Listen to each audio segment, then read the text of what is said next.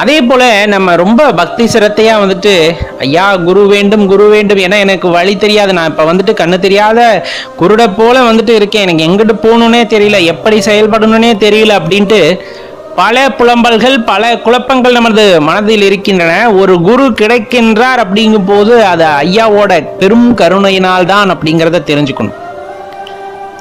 இப்போ ஒருவேளை வந்துட்டு அப்படி இல்லை, ஐயனே வந்துட்டு குருவாக வருகிறார் அப்படின்னா நீங்களா பெரிய பாக்கியசாலி தான்.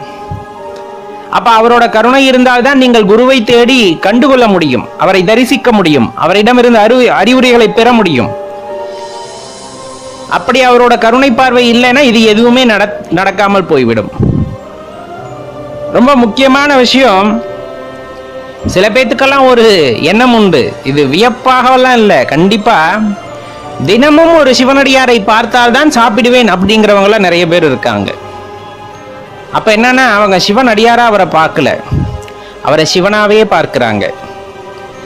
நிறைய பேர் இருக்காங்க, கண்டிப்பா எனக்கு தெரிஞ்ச நிறைய பேர் இருக்காங்க. சிவனடியார் தரிசனம் சிவ தரிசனம் அப்படிங்கிறது அவங்களுக்கு நல்லாவே தெரியும்.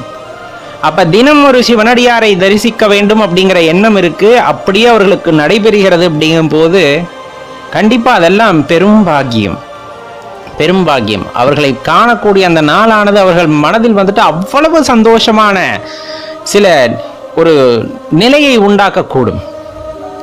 சிவ தரிசனமும் சிவனடியார் தரிசனமும் ஒன்றுதான் அப்படிங்கிறத தெளிவா தெரிஞ்சுக்கணும்.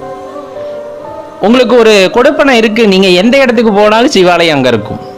நீங்க எந்த இடத்துக்கு போனாலும், அதாவது அந்த ஆலயத்தை பார்க்கணும்னா நீங்க போயிருக்க மாட்டீங்க, நீங்க போற இடத்துல சிவாலயம் இருக்கும். ஒரு நெடுந்தொலைவு பயணம் போவீங்க, பார்த்தா சிவ தரிசனம் உங்களுக்கு கிடைக்கும், லிங்க தரிசனம் கிடைக்கும். இந்த மாதிரி ஏதோ ஒரு வகையில இறைவன் உங்களை சுற்றி தான் இருந்து கொண்டே இருப்பார். நீங்கள் பார்க்கின்ற எல்லாமே சிவமாகத்தான் உங்களுக்கு தெரிகிறது. அப்படிங்கும் போது அந்த சிவ தரிசனம் அப்படிங்கிறது மிகவும் சிறப்பானதாக இருக்கும்.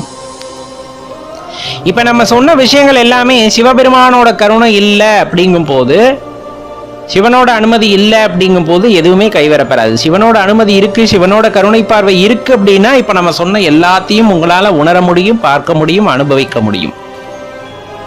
உங்கள் வாழ்க்கையில் எத்தனை பேர் இதை உணர்ந்திருப்பீர்கள் என்று எனக்கு தெரியவில்லை. கண்டிப்பா எல்லாத்துக்குள்ளேயும் இந்த மாதிரியான அனுபவங்கள் இருக்கிறது அப்படின்னா சிவனோட அருட்பார்வை, சிவனோட கருணை பார்வை, சிவனோட பெரும் கருணையானது உங்களுக்கு கிடைக்க பெற்றிருக்கிறது அப்படிங்கிறத தெளிவா தெரிந்து கொள்ளுங்கள். வாழ்க்கையில் நல்ல முறையில் இன்னும் முன்னேறி சிவத்தை உணர, சிவத்தை அனுபவிக்க, அவருடன் இரண்டர கலப்பதற்கான முயற்சிகளை மேற்கொள்ளுங்கள் என்றுதான் விரும்பி வேண்டி கேட்டுக்கொள்கின்றோம். ஒவ்வொரு காலகட்டத்திலும் ஒவ்வொரு விடயத்தை தேடி நாம் அலைந்து கொண்டிருக்கும் போது இறைவனாக பார்த்து சில விஷயங்களை நம்மிடம் கொண்டு வந்து சேர்ப்பார். நம்ம மனதுக்குள்ள பல கேள்விகள் இருக்கும், அனைத்து கேள்விகளுக்குமான விடை ஒரே நேரத்தில் கிடைக்காவிட்டாலும் அதில் எது உங்களுக்கு தற்போது தேவைப்படுகிறதோ அது சம்பந்தமான விடயத்தை உங்களை தேடி கொண்டு வந்து சேர்ப்பார் இறைவன். அதில் எந்த மாற்று கருத்துமே இல்லை. அது பல வகைகளில் நம்ம உணர்ந்திருப்போம், சில குழப்பத்தில் இருந்திருப்போம், யார் என்னன்னே தெரியாமல் சொல்லுவாங்க. அதே போல் இப்போ இந்த தொழில்நுட்பம் வளர்ந்த காலகட்டத்தில் காணொளிகளின் மூலமாக சில ஞானிகள் பேசுவதை நீங்கள் கேட்டிருக்க முடியும், அதற்கான விடைகள் அதன் மூலமாக கிடைத்திருக்கும். அந்த மாதிரி பல வாய்ப்புகளை இறைவன் மக்களின் மனதிற்கு ஏற்ப ஏற்படுத்தி தருகிறார். எப்போவுமே ஆன்மீகத்தில் ஒரு உயர்வு வேணும் அப்படின்னு நினச்சிட்டா மட்டும் அந்த உயர்வு கிடைத்து விடுவதில்லை. உங்களுக்கு நல்லா தெரியும், இப்போ எனக்கு சாப்பாடு வேணும் அப்படின்னு நினச்சிட்டா மட்டும் சாப்பாடு வந்துடுமானா கிடையாது. அதற்கான உழைப்பு அப்படிங்கிறது நமக்கு கட்டாயமாக இருக்கணும். ஒன்று உழைப்பு, வயலில் இறங்கி வேலை செய்கிறதா இருக்கணும். அந்த உணவை தானே தயார் செய்து கொள்ளக்கூடிய அளவுக்கான ஆற்றல் படைத்தவர்களாக இருக்க வேண்டும். அப்படி இல்லையா பிற தொழில்களில் ஈடுபட்டு பொருளை ஈட்டி அதன் மூலமாக அந்த உணவை சம்பாதிப்பதாக இருக்க வேண்டும். இந்த ரெண்டு வகையில தான் பார்த்தீங்க அப்படின்னா அந்த உணவானது நம்மை தேடி வரும் அல்லது நமக்கு உடையதாக மாறுகின்றது. எனக்கு உணவு வேண்டும் வேண்டும் வேண்டும்னு எந்தவித முயற்சியும் செய்யாமலே நம்ம உட்கார்ந்த இடத்துல உட்கார்ந்துருக்கோம் அப்படின்னா அதற்கான பலன் எப்பவுமே முழுமையாக கிடைப்பதில்லை. அதே போலத்தான் ஆன்மீகத்தில் ஒரு முயற்சி முன்னேற்றம் வேண்டும் அப்படின்னு நினைச்சிங்க அப்படின்னா அதற்கான முயற்சிகளில் நீங்கள் இறங்க வேண்டும். முன்னேற்றம் அப்படிங்கிறது சாதாரணமாக கிடைத்து விடாது.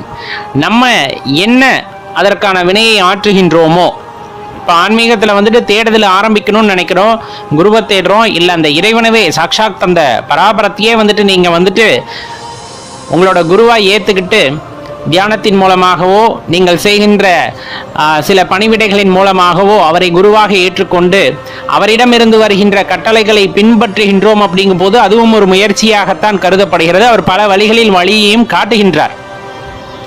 அப்படி இருக்க சமயத்தில் நம்மளுக்கு ஒரு முன்னேற்றம் அப்படிங்கிறது ஆன்மீகத்தில் அங்கே கிடைக்கக்கூடியது. ஆனால் எந்த ஒரு முயற்சியுமே செய்யாமல் ஆன்மீகத்தில் வந்துட்டு அது இல்லை இது இல்லை எனக்கு அந்த ஒரு உணர்வு கிடைக்கல அல்லது அதற்கான பலன் கிடைக்கல அப்படின்னு சொல்கிறது எல்லாமே பொய்மைத்தனம் அப்படிங்கிறத ஞாபகம் வச்சுக்கோங்க. சாப்பாடு தட்டிலிருந்து வாய்க்கு போகணுன்னா நம்ம கை அதற்கு பயன்படுத்தணும். அப்படியே வச்சுக்கிட்டு வாய்க்குள்ளே போகணும் அப்படின்னா அது நடக்காத காரியம். அது போல தான் இந்த இடத்துல